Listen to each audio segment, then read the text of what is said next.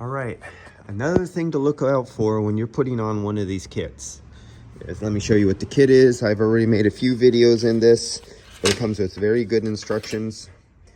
That's it right there. Because of the location of the suction side, the low side service fitting, do you see where that is coming off the back? It's colliding with the frame where the suction line hose is. So before you tighten this, once you tighten this nut down, this is in a permanent position. You cannot move it and you won't be able to get your service fitting in there. So what you want to do is make sure you have your clearance and your angle set so you could get your fingers in there and put your service coupling. See if I could go a little bit too much that way, I hit and I collide with the shield on the engine mount.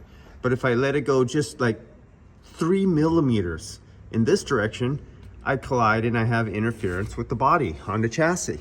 So you have almost no wiggle room. Now what I would have done to improve this, I would have taken this fitting right here and make it 180 degrees. So it would have came all the way up here. It would have went like this, it would have back here, and it would come back around and it would face towards the car.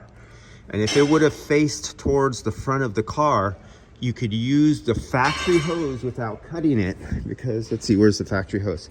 So this was the part of the factory hose, and the way it came down into the engine and the way the picture was in the description doesn't line up. It doesn't work. And so I did have to cut it and do it another way. So this is for the 116 W116 chassis that we're on. And you see how they say the original hose goes way over here, and then you can't do that. That's just not going to happen. But what you could have done was keep the original hose kind of like what they say coming here. And if that suction line hose was a hard line that was 180 degrees and came back forward, this could have fit without bending it perfectly, just about right on top of the compressor without cutting or doing anything with the compressor. Then the suction line, since it would be a 180 degree metal fitting coming back in here, the suction line service adapter could have been put in another place, located so it's easy to get.